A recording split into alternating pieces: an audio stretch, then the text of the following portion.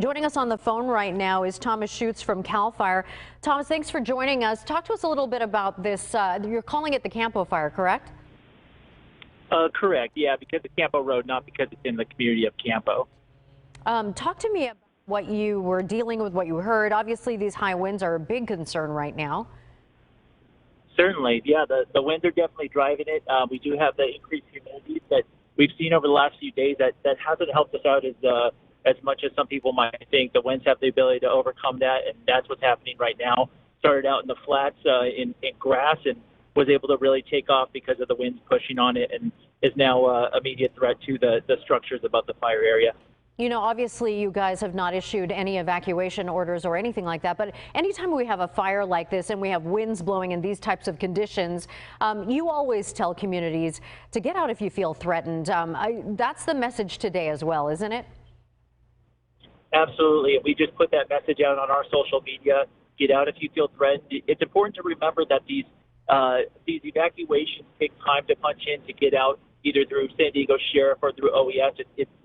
It's a bit of a process, and so we want people to not wait around for technology to come through and notify them.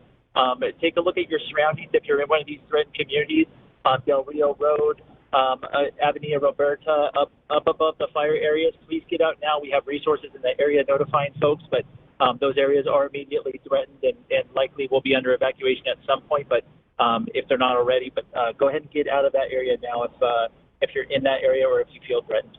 How difficult is it for you guys? As soon as we know that these winds are blowing, obviously that's a major concern.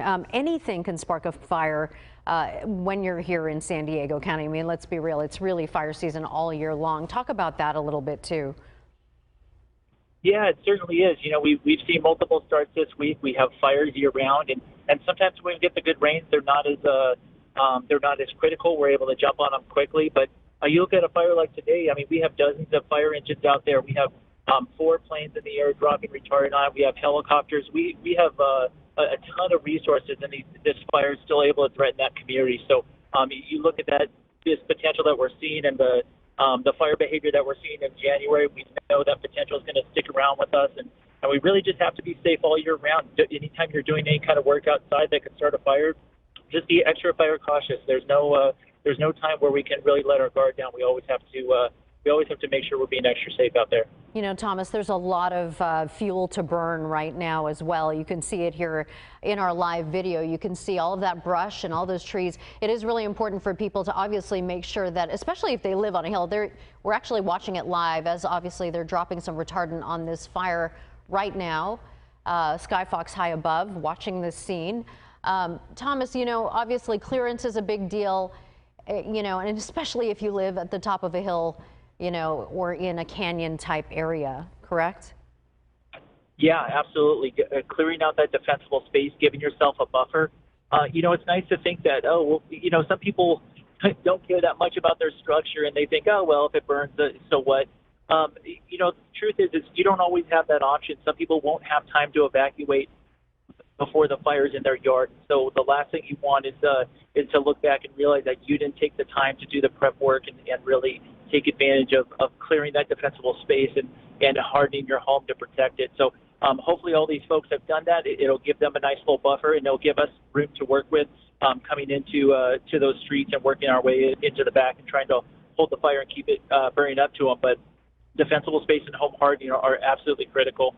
Hey, Thomas, very quickly, for people who are just joining us now, as they're tuning in, they're just seeing this fire that is burning right now. Give us an overview of what we're seeing and obviously what this fire, the area that this fire is burning in. Give us some acreage. Talk to us about containment. Yeah, certainly. So last report from our aircraft was about 10 acres. This is in the Rancho San Diego area along Campo Road. It's known as the Campo fire. We have a ton of resources that are already in the area. We have working with San Miguel and our headquarters is actually right down the road. So resources very close to this fire. We were able to jump on it very quickly with ground and air resources, but still definitely a bit of a firefight ahead of us. And anytime we have structures in the way, you know, that's a huge concern for us. So working to protect those structures, get people out of harm's way, make sure everybody's safe on that end, and then we can continue the firefight and start building that containment line. Forgive me, I didn't hear you talking about the acreage. How much has it burned so far? 10 acres was the last report from our resources up in the air. So looking at about 10 acres.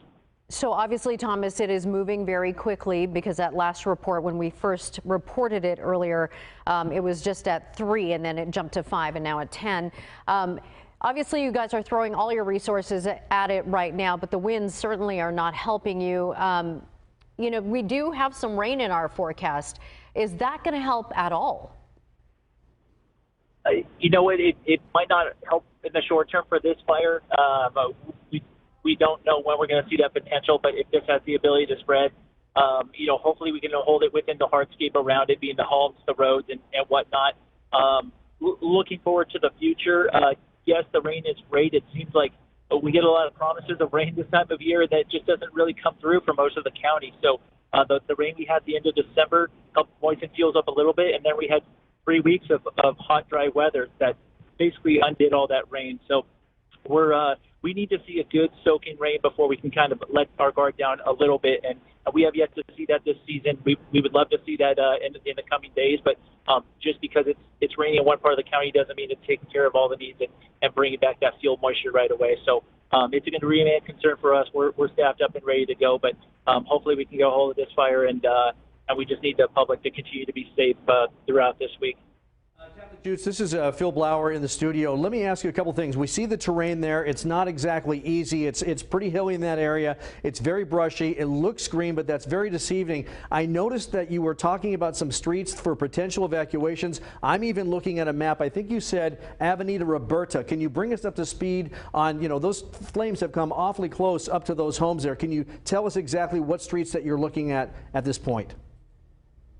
Yeah, so I know the incident commander initially reported Avenida Roberta as a issue. I know Del Rio Road was another road where they sent resources up to protect. So structure protection and really just trying to get folks out of harm's way, make sure that everybody is notified in these homes that there is a fire burning.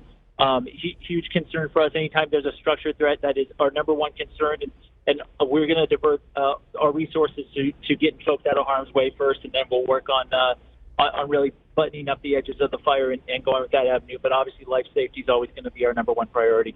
Now, when we're looking at these flames right now, they are literally at the backyards of these people. I'm showing people at home a map, and I'll try to draw this out very quickly. What he's talking about is Avenida Roberta going through here, and this is the area of concern where that fire is coming up right to these backyards. Here's Del Rio Road along here. They're worried about that area as well, Maria. And then this goes down into this area, which is Calle de los Arboles. That's where homes, again, are right up against that canyon area. So as that Roberta turns into Arboles, all of this in here has the potential to burn. And I want to take a little wider shot very quickly here if I can. And you can see just how wide open this brush area is. You have Skyline Church, which is over here to the right along Campo Road. But this is the whole area, Maria, right now, and people at home that they're worried about, where these flames are coming dangerously close to these homes at this hour. And as we know, obviously, Thomas knows as well how quickly they race up a hillside. That actually helps fuel the flames, really, and create them. Thomas, very quickly, is that air attack being affected by the winds that we're seeing out there? We know that they're quite high. Yeah, you know, the winds do kind of vary, and that's something that our pilots have to look at anytime they go out, is what the winds are going to be like where they're flying. Right now, they were able to get up in the air, which is always a good sign, and do their drops. The wind does cause some effectiveness issues when doing the retardant drops, because it has the potential to kind of blow it out and not make it as thick of a retardant layer as we like. But I know you guys were talking about them doing retardant drops. It's a good sign.